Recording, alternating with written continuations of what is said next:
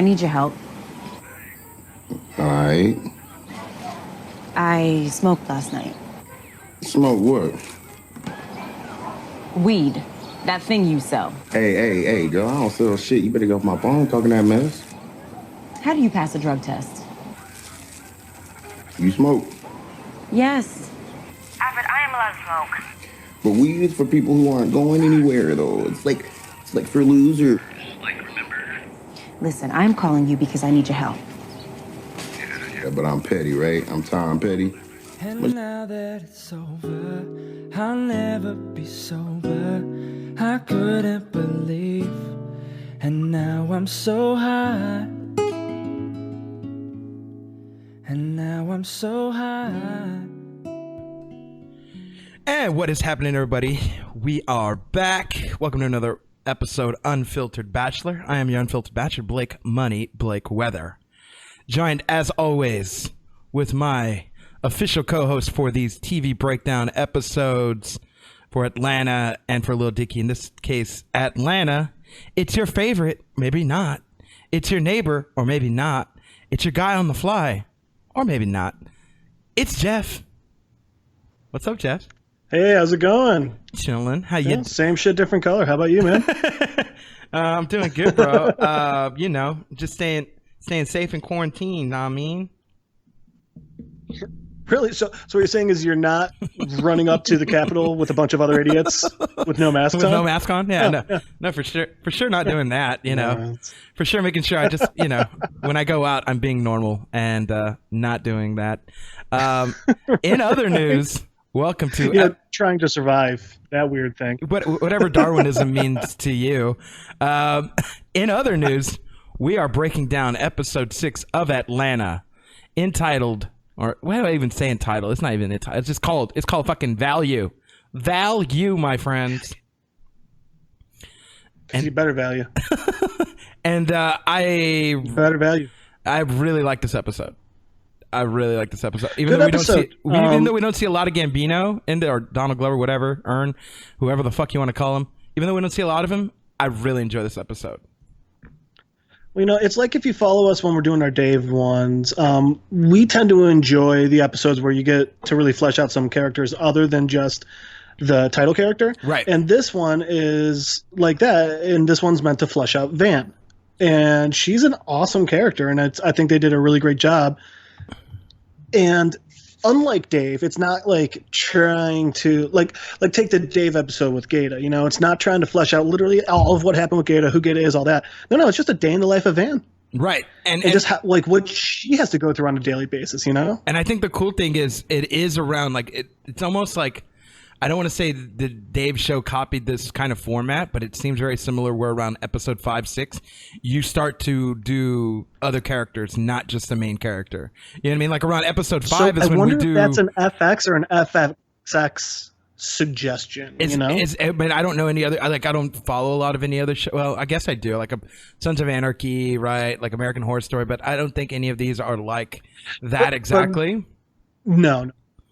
The thing is, Dave and Atlanta are very similar styles of show. Yeah. So I wonder if maybe like, you know, maybe the network was like, hey, you know, it'd be really cool if you were able to do this, and you know, we'll take it like this is kind of like the lull right before you get to like the cliffhanger for the season ending. So like, I don't know. Yeah, it's coincidence. Coincidence, maybe not. I don't know. It's a really good formula though. That's the network. It's a really good formula though, and I do enjoy it. And I'm actually starting. It definitely works. This episode in the background, and I want to give out some quick trivia from the old IMDb's. The old IMDb's. You know, they had this episode, I think, ranked at like a 7.8, which is interesting. But you know, 7.9. 7.9, right, there you go. Oh man, wait till we get into next episode. Right, that's what there's a big difference in how each one's rated, or as far as like not like whatever, man, like how each one, like the fans see each one or the critics see each one. So three quick kind of tidbits. This is Donald Glover's directorial debut. This is the first episode Hiro Murai did not direct so far. And then also tidbit number 2, when Van picks up her phone, Obviously, when it goes off when she wakes up the next morning, it shows a date as September 25th. That's actually Donald Glover's birthday. And then I don't know why this one's in here. I feel like everybody should know this, but because I knew this, but I was not always a good kid. But Van and another teacher referring to escort a student to ISS. ISS stands for in school suspension.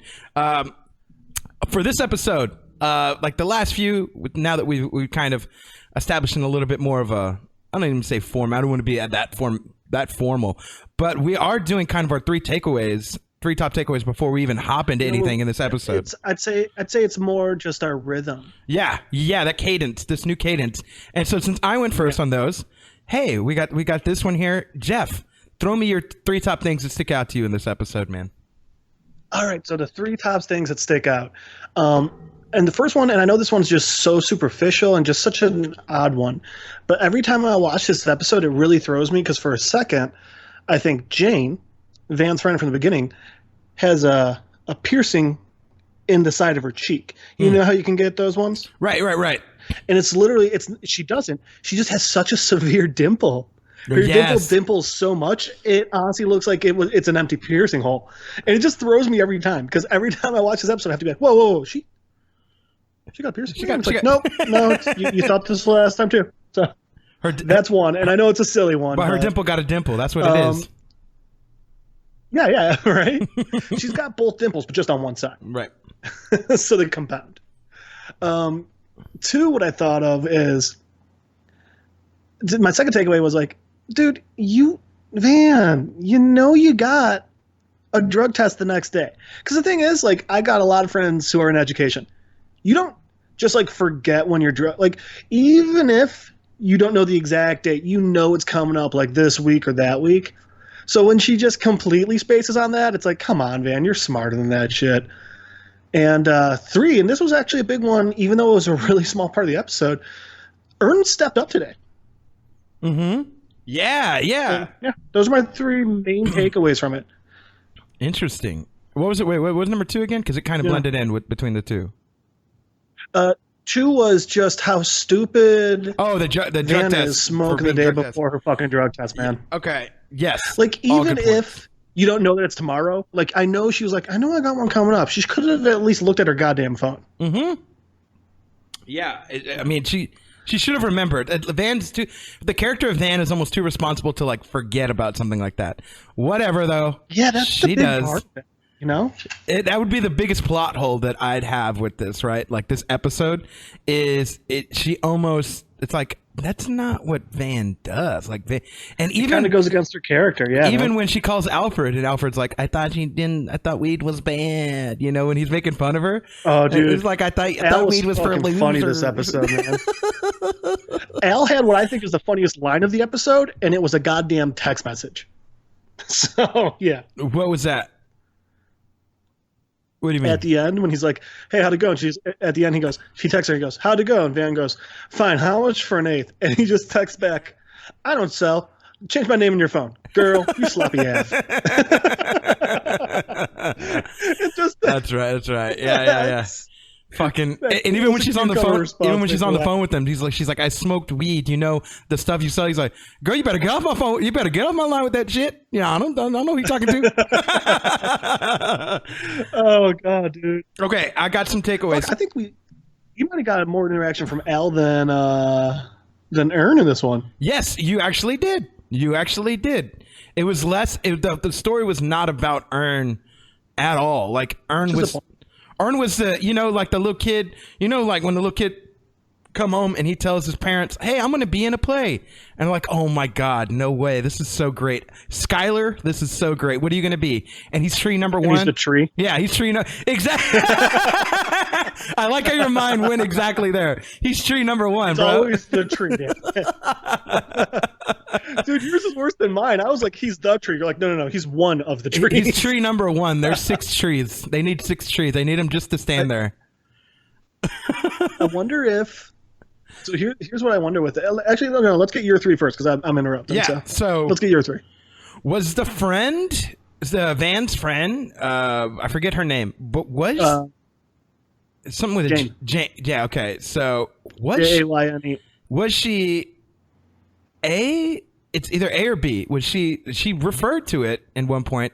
You know, she was like, "Van, you look good. You look pretty enough to be an Instagram escort." Is she herself an Instagram escort or an escort of some sort?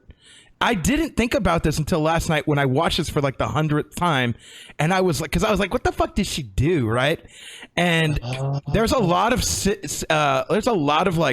verbal jousting, first of all, that goes on between Van and Jane when they first meet up, even in the restaurant. And there's another point I want to I'll tie in my like third point with this because it's later on. Yeah. But my third point, and it has to do with when they first meet up. If you notice when Van walks into this fancy, it's a fancy Asian place, fancy Thai place, I don't know for sure, but it's a fancy Asian place, per se, because they each ordered Asian dishes, and, you know, they kind of have the Asian dude who's working, and so I won't be like, oh, I'm a racist and shit, but like, it seems like a fancy Asian place. Hell, Van even thought it was a little weird that she didn't already have chopsticks on the table. Right. Yeah. And then the girl makes fun of her for fuck that girl, man. That girl's so fucking pretentious. But anyways, Van was, if you notice when you walk in, a lot of people are wearing very the colors that they're wearing are very muted. They're like blacks and like dark blacks and whites and stuff. Even when the guys walk up, I just noticed this right now when the two guys that, oh yeah, Van looks very out of place with her vibrant blue. Yes, if you've ever noticed, and like we all, you know me, I'm all about the arts, I'm all about the colors. Van sticks out like a sore thumb the minute that she walks in this goddamn place, and it tells you Van's vibe. Even in the conversation, like if she's not already sticking out, when she gets there, she's sticking out in the conversation. It's so beautiful how this all ties in there. But my point is, dude, I never would have thought of that theory before, but yeah, dude, I think she might be an escort. Yes, because Van tells her, you know, she does tell, it's like Van's like, oh, is this the one friend like that's in the basketball team? She's like, oh no, it's another friend who plays with this other basketball team. And then I'm flying out to go meet this other, you know, and then I'm hanging my friend, you know, he plays for the, you know, the Hawks, right? She was telling her he plays for the Hawks when she was trying to like be like, he smokes weed all the time, never misses a test. And then she's like, we can't all be like you. We can't all have guys swipe right or left on our ass. And it's almost, well, I thought it was like a Tinder reference or Bumble reference because, you know, I dabble in the dark arts of the dating apps, but like it's not, you don't say ass, like you don't frame it like that. And by my understanding, I do understand there are escort apps for people who want to order escorts. And I seriously think... And those apps are? I don't... I wish I knew. I don't know. I'm not that rich. But I seriously think that she is an escort of some kind. Right? She doesn't have a home. She's always traveling. Like, it's weird. But there were two quotes. After you brought up maybe she's an escort, there were two quotes that stood out to me. One... when she's trying to tell Van, like, oh, you got to get your roots fixed up. You know, you go to this guy that I go to, he'll get it done and everything. And Van goes, yeah, and how much does he cost and blah, blah, blah. And she's like, oh, he's expensive. And Van goes, and who's buying that? Right, who's buying, yeah, who bought that? Like, who's always buying that for you, this, that, and the other thing, yeah. Exactly. And then the next one is the next morning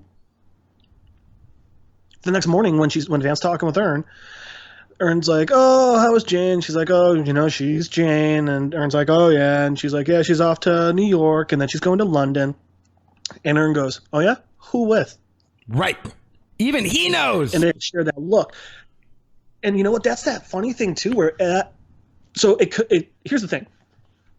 It could be she's just like a businesswoman who's in like ads, maybe. You know, something simple where she works with high clientele.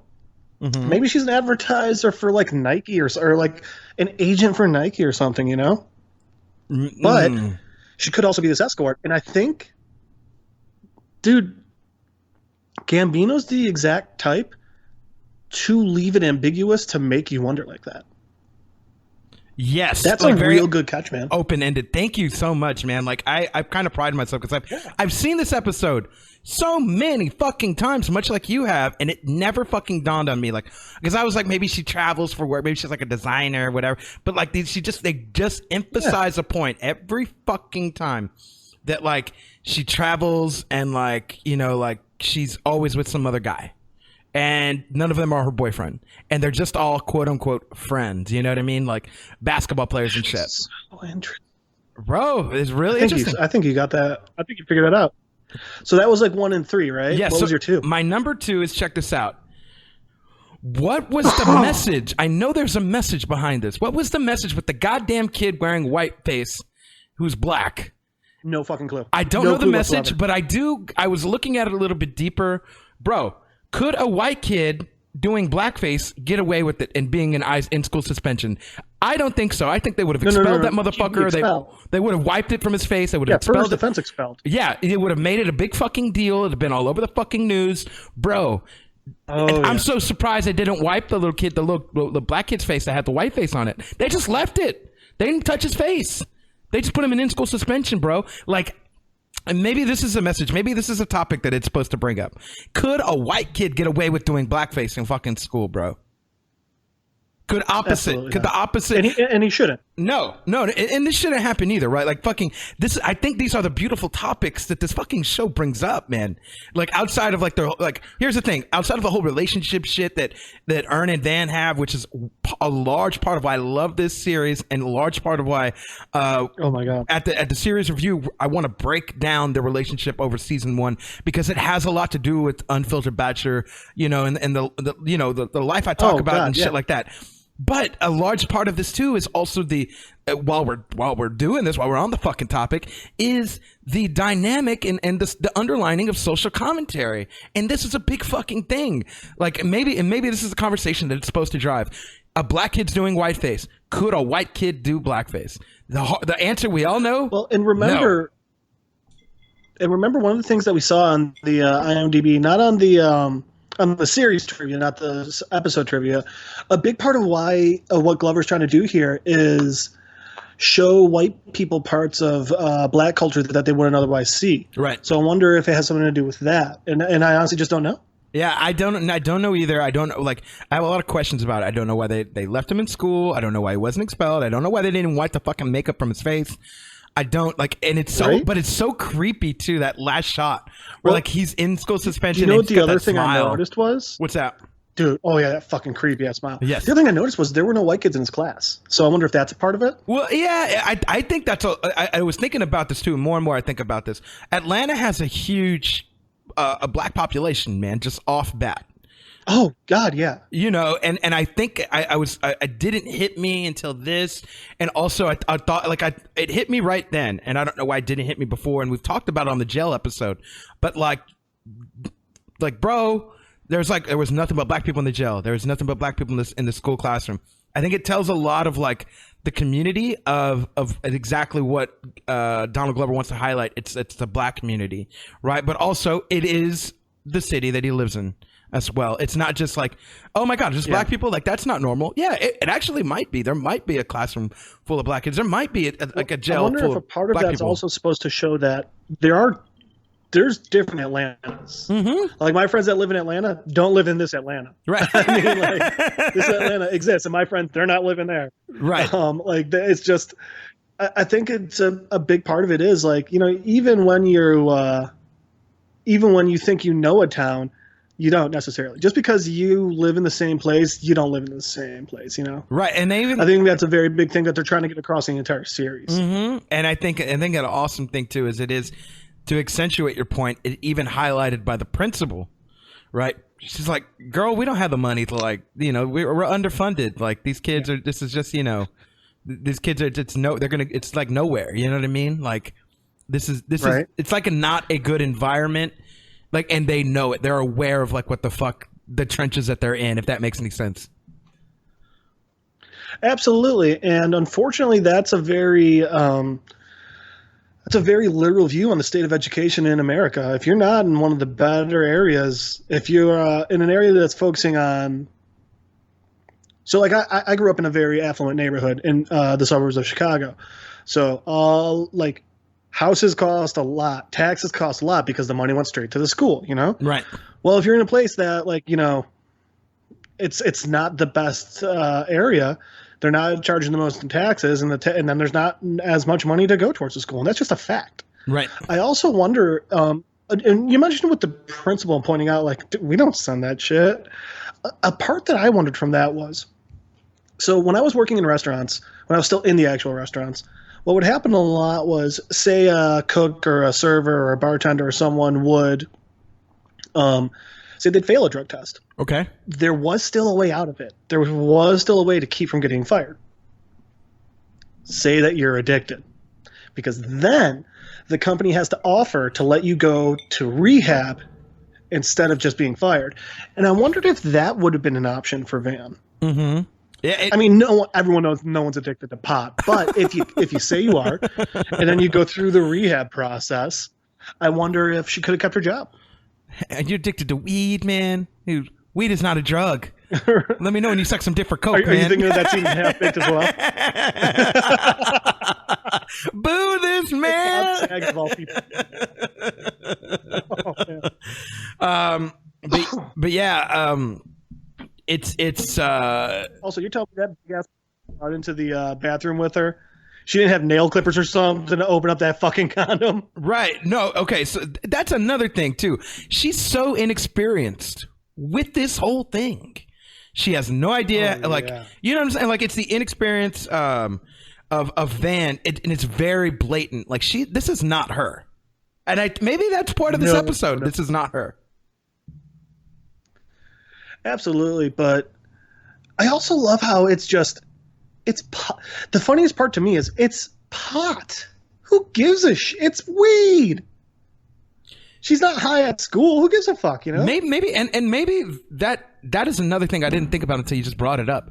It's and it's a point of this episode. It's just fucking weed. Everything is just right? It's just fucking weed, bro. Even and it's one of the most beautiful scenes I love in here, and it's because it's just funny and it's very. You might miss it if you're watching it for the first or second time, but when she calls Alfred Paperboy, when she calls him to try and get out of trouble, at the same time he's smoking weed, and he's telling her how to get off a weed charge. And there's a line in here. I'm not going to give it away right now. It's going to pay off in season 2. There's a friend of his he mentioned, so I'm not going to give it away right now. But he pays off in season 2. I guarantee it. But while he's talking to her about how to get out of this weed charge, and while she's concerned about the weed she smoked, he is literally wrapping up weed for somebody. He's putting it in a little plastic bag. I've seen this happen before. When you run out of plastic baggies, what you'll do, or what I've seen people who sell weed do, and friends of mine, and yada yada. What you'll do is you'll get an empty bag, and you'll put you'll hold it, you'll pinch it off as much as you put in there. You'll twist it, and then you'll light it on fire. You'll light the edge on fire. The bag burns off, and it's closed. The bag's closed, and you have what you're gonna sell or give to somebody. He's doing that while he's having a conversation with Van. Oh yeah, it's all weed.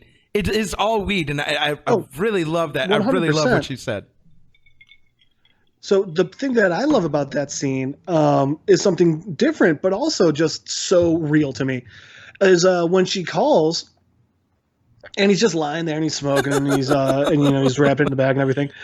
He does it like his phone starts ringing, and just without looking, he just reaches behind him to grab the phone. And I love that because that's absolutely how.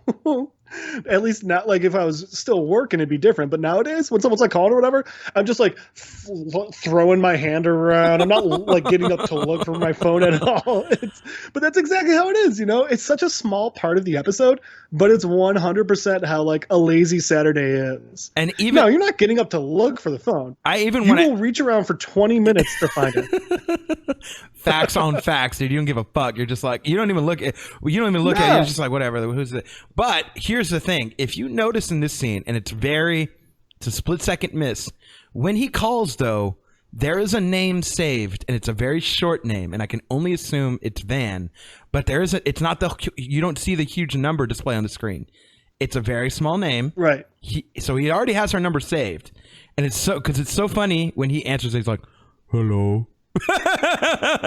Answers in a voice. I think it was more like, hello? Because it's a question, too. He's so confused. Why the fuck is Van calling me? Why the fuck is Van calling? Well, and that's the other part. She goes, hey, it's Van. He goes, yeah, Ern ain't here. That's the first thing he says. Right.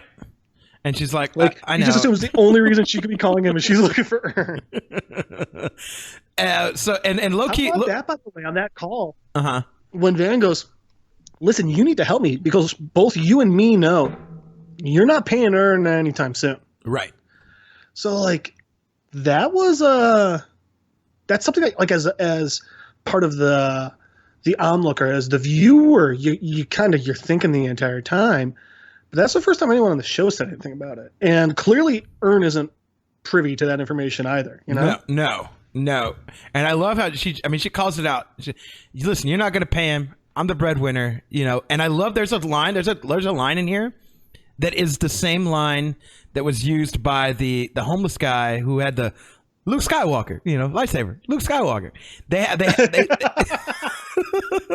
Oh, that made me shout so outs to episode 3 to go refer back to that line. But there is a line that she uses in here when he tells them, when they drive away from this homeless guy, and what he tells him is, we got.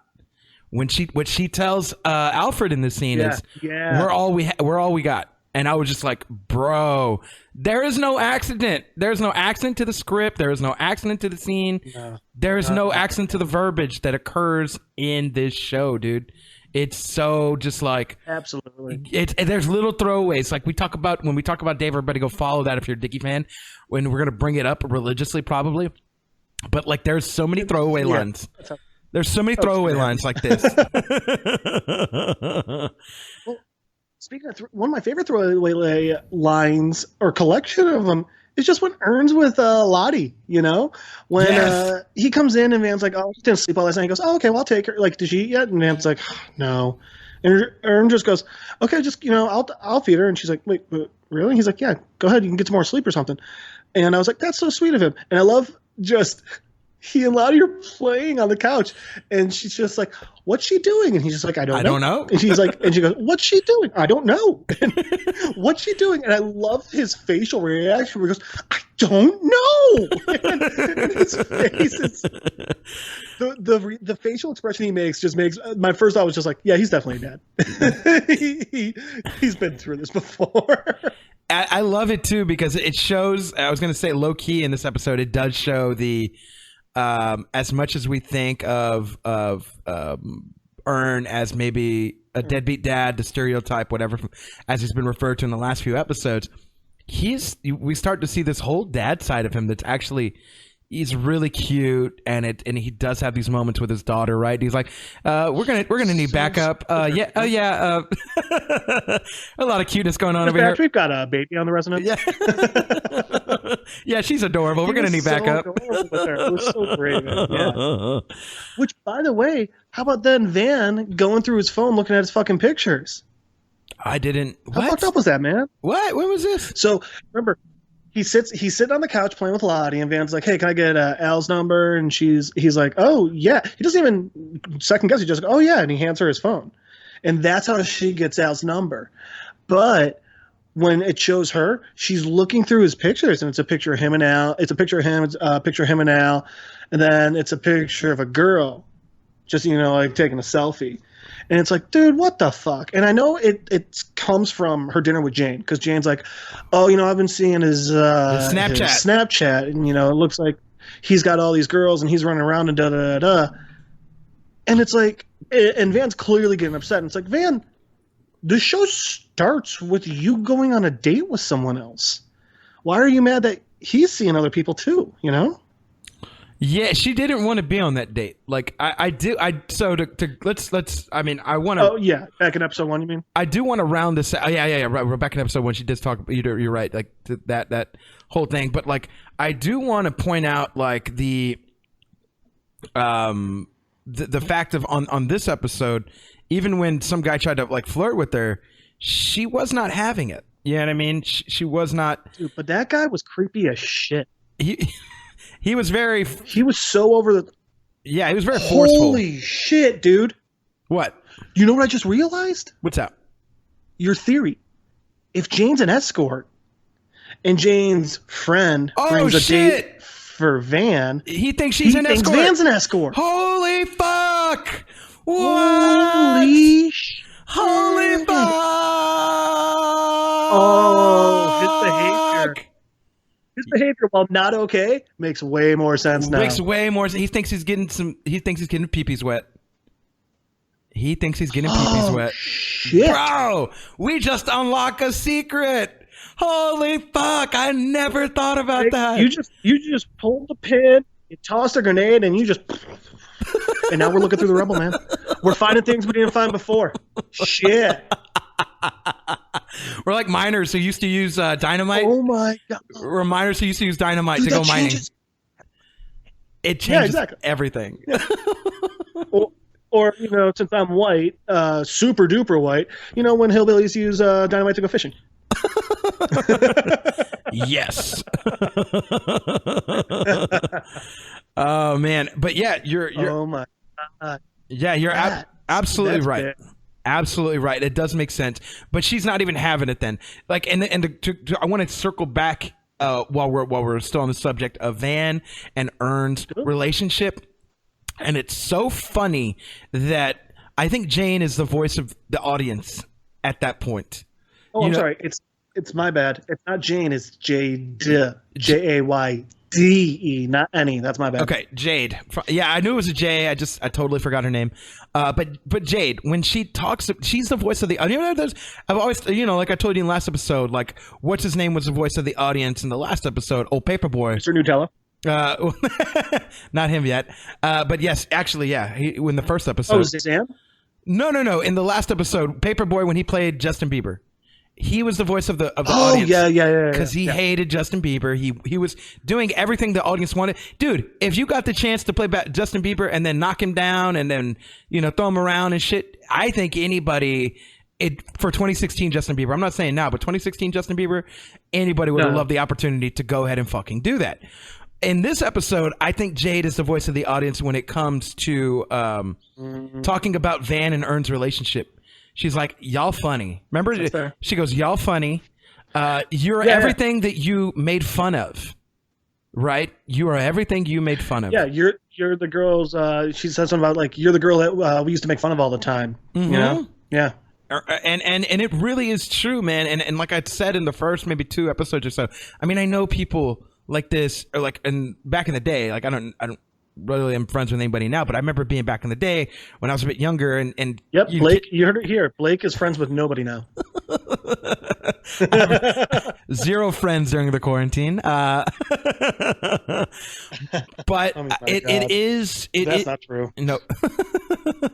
He's like, well, I'm going to leave right now. This podcast has ended. But it is the dynamic of friends that I would see where they would, again, they didn't really have a place to stay.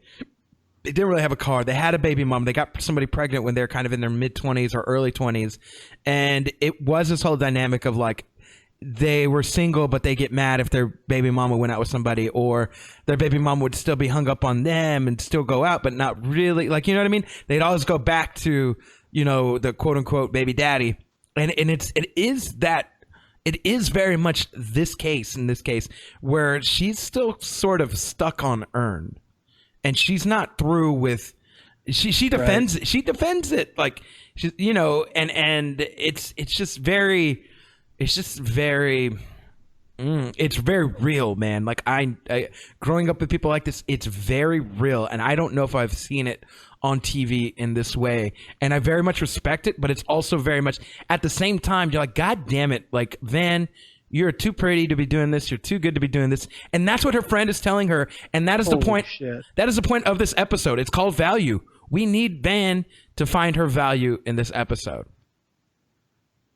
Dude, 100%. And so the funny part about that is, if your theory is true, this is an escort, not to be a dick, a hooker, saying, oh, you have no value because you're just a mom. And you're trying to make things work with your baby daddy. And it's like, but if you're a hooker, you have the value. And I'm not trying to be a dick here. I'm not trying to be a dick because, I mean, sex work is real work, and honestly, I do think that, I mean, look at, I think there's plenty of countries that have shown that, hey, you can make this a legitimate legal thing. And honestly, there's nothing wrong with it. And honestly, it actually tends to help society. But I mean, the fact that she's she's judging Van is such a big thing. And what it really made me realize was a lot of the people in situations and things like that when I was a kid, I was like, oh man, how could someone let themselves get into that situation? Or how could someone do this? Or how could someone do that? Blah, blah, blah, blah. Now that I'm older, I look back and I'm like, man, you were so stupid to think everything was so black and white, man. Like, right. No. Mm-hmm. Yeah. Mm-hmm. That was a huge part of this episode for me. But dude, all right, I got to read this exact quote to you because it just played on my screen and I had to back it up. If this doesn't back your theory, I don't know what does. You ready? Yeah. So, Jade's like, oh, you got to figure out what your value is, blah, blah, blah. And Jade says, all right, Jade says, hey, look, women need to be valuable. Black women need to have to be valuable.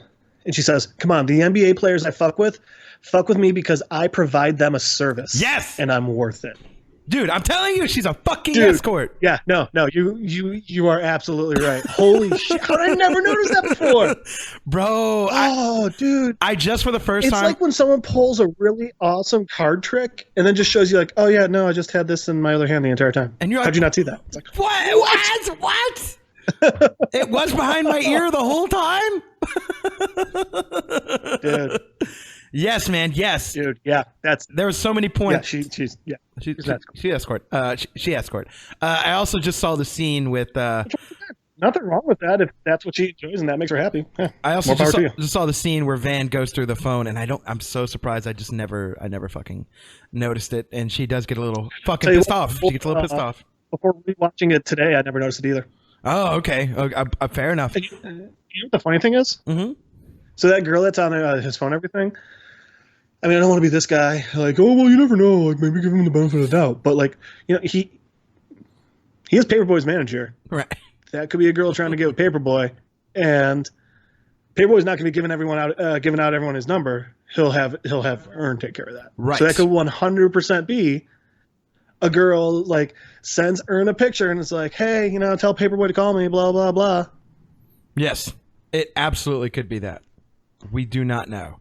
Yeah. But yeah, to kind of I think to put all this in a nice pretty bow, value is the overarching theme of I think everybody, not just Van. I think Van finds what is value to her. I think you see Earn's value with his child. I think you see Van. I think she even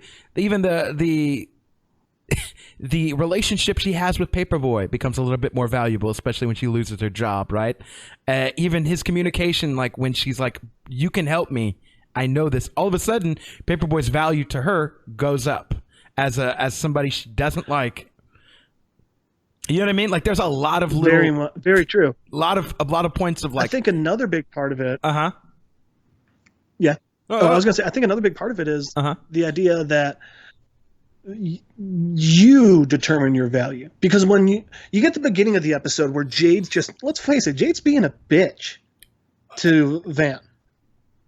She's not necessarily being a bitch in general, but the way she's talking to Van, to her old friend, it's not cool. She's clearly being judgmental and everything, and it's fucked up. And then the second half of the episode is Van dealing with herself, how she's seeing herself, especially after she smoked the pot. Mm-hmm. So I think a big part of it is just your value comes from within. You shouldn't be letting these outside factors determine your value, Mm-hmm. This is facts. And I think that if Van hadn't let Jade get under her skin, I don't think she would have smoked. If she hadn't smoked, she wouldn't have been in that situation where she was clearly upset with herself because she had the drug test and she fucked up. And, I think it was just a lot of that. And I mean, and if you look at Earn isn't in the best spot in his life, if we're being honest with ourselves. But him with Lottie, just that quick, less than 2-minute scene, look at the value. Mm-hmm. Look at that. And it's coming from him and his relationship with his daughter. It's not coming from how Van or Jade sees him. I think an undertone of this episode is you need to value yourself. You don't need to worry about other people, If you don't, especially because if you don't value yourself, how are others supposed to? Mm-hmm. I love that. That's a great walk away of morality in this episode. And yeah, man, I really enjoyed this episode because it is the first episode that doesn't have as much Earn in it. He's really only in it for like 2 minutes, and we get to see the. You know who's not in it at all? Oh, Darius, your boy. Yeah, I just realized that our favorite guy's not even in it. Your boy. But yeah, man, there's a lot of and even the value of having. What is the value of a black kid wearing whiteface as opposed to a white kid wearing blackface? Right? There's different value placed on that. I think maybe that's what's the value of her job. Mm-hmm.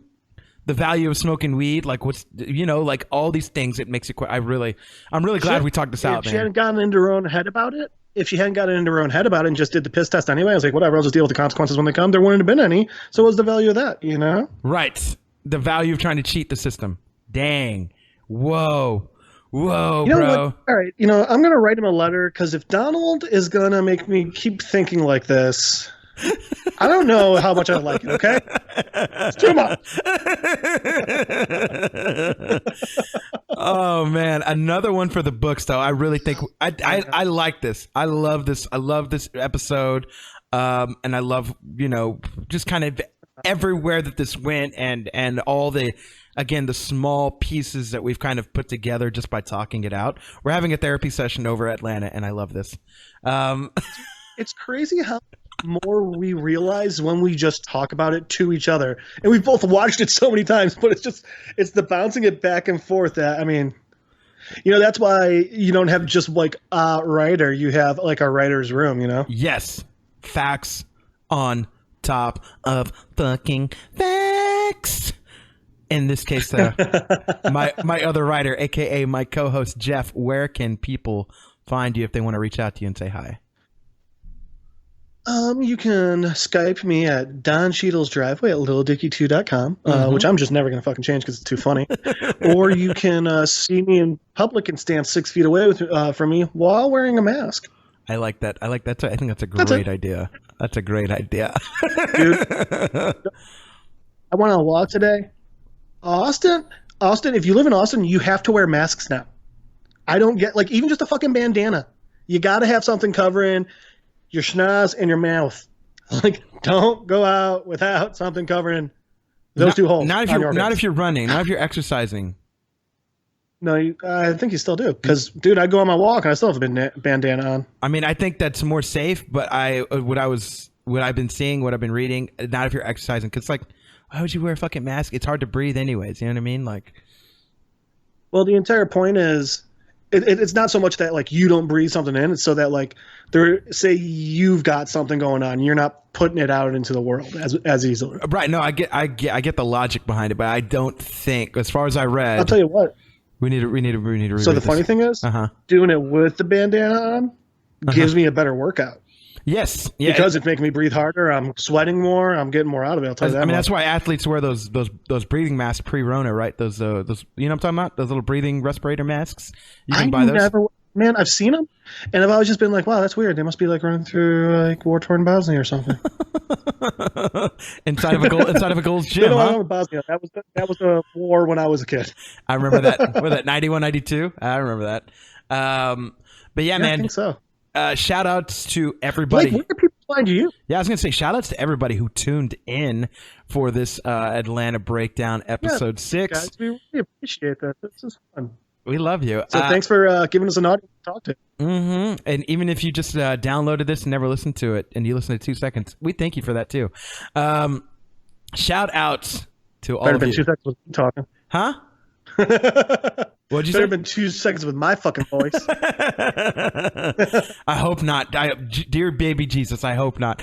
Follow the show on Facebook, Instagram, Twitter. You can follow it also on your favorite podcast platform, iTunes, Spotify, Stitcher. Tell your friends to tell a friend to write a review, leave a comment, share it. Whatever you want to do to help support the show for free. You ain't doing shit during the Rona. You're just staying home. You might as well tell your friends to watch Atlanta and follow the show as we do this weekly. You can follow me, Money Blake Weather, Facebook, Instagram, and Twitter, Snapchat, Money Blake Weather. And hey, what?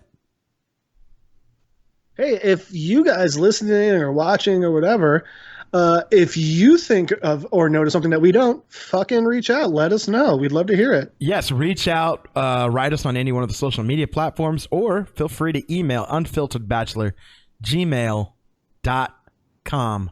That's where the fuck we are. If you want to reach out to me and Jeff, as in tandem, as a duo, right? Just watch. Someone's gonna Skype me while we're doing one of the episodes. We're not going to tell you when we record it, so you won't know, people. But thank y'all for tuning in. Whether it's morning, evening, afternoon, whatever time you're listening to this, I do appreciate you. Stay safe. And until the next time, we will see you. Peace. Girl, what's your problem? 'Cause I know it's hard sometimes. Baby, just give me some time. Ooh, on and out, girl. We can solve them. If you just give me some time, I can open up your